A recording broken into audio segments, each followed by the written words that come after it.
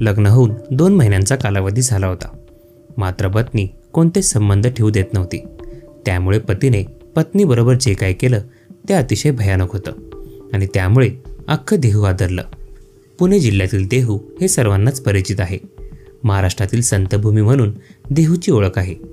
ज्या ठिकाणी इंद्रायणीचा काठ आहे, महाराष्ट्रातील प्रत्येक वारकरी या ठिकाणी येत असतो आणि त्याच ठिकाणी अशा प्रकारची घटना घडणे आश्चर्यकारकच आहे. त्या ठिकाणी राहणारे जयदीप आणि प्रतीक्षा यांचं काही दिवसांपूर्वी लग्न झालं होतं. दोघांचा संसार सुरू होऊन 2 महिने झाले. प्रतीक्षा ही 21 वर्षीय तरुणी कोल्हापूर जिल्ह्यातील कुरुंदवाड येथील भीमराव कोरे यांची मुलगी होती. ती MPSC करत होती. जयदीप हा अभियांत्रिकी शाखेतील पदवी घेऊन पुणे येथील एका नामांकित कंपनीत नोकरीला होता. दोघेही गुण्यागोविंदाने राहत होते. त्यांचा संसार आनंदाने सुरू होता.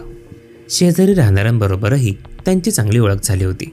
लग्न होऊन काही दिवस झाले होते. प्रतीक्षा मात्र जयदीपला आपल्याजवळ येऊ देत नव्हती. जयदीपला संबंध ठेवू देत नव्हती. त्यामुळे जयदीपला प्रतीक्षावर संशय येऊ लागला.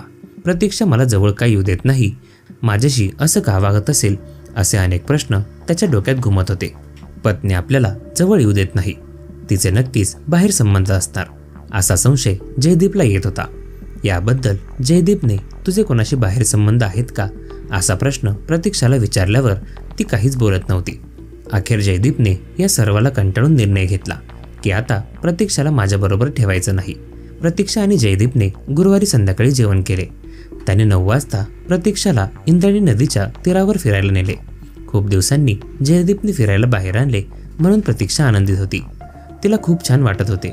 मात्र जयदीपच्या मनात संशयाने घर केलं होतं. जयदीपने तिला बोलता बोलता विचारलं की तू मला संबंध का ठेवू देत नाहीस. त्यावर प्रतीक्षा काहीच बोलली नाही. तिच्या अशा वागण्याने जयदीप संतापला होता. जयदीपने प्रतीक्षाची ओढणी घेतली आणि तिचा गळा आवळला. त्यावेळी घाटावर ते दोघेच होते. आजूबाजूला शुकशुकाट होता. प्रतीक्षाने हातपाय झटकले पण काही उपयोग झाला नाही. यामध्ये तिचा मृत्यू झाला. प्रतीक्षाचा मृत्यू झाल्याने जयदीप चांगलाच घाबरला आणि त्याने दोघांचेही मोबाईल इंद्रायणीच्या पाण्यात टाकून दिले. थोडा काळ गेल्यानंतर काही लोकांनी एका महिलेचा मृतदेह घाटावर पाहिला. पोलिसांना याची माहिती देण्यात आली. पोलीस घटनास्थळी आले. हा मृतदेह कोणाचा ते त्यांना समजत नव्हतं. मात्र पोलिसांनी परिसरात याबाबत विचारपूस करायला सुरुवात केली होती. प्रतीक्षा आणि जयदीप राहत असलेल्या ठिकाणावर ही माहिती पोहोचली. प्रतीक्षा हिने जयदीपला फिरायला घेऊन जाणार आहे अशी माहिती शेजारच्या लोकांना दिली होती. तीच माहिती शेजारील लोकांनी पोलिसांना दिली.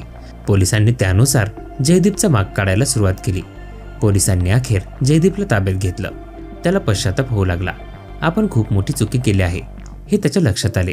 त्याचं मन अशांत होतं. त्याने जे काही केलं ते सर्व काही खरं सांगितलं.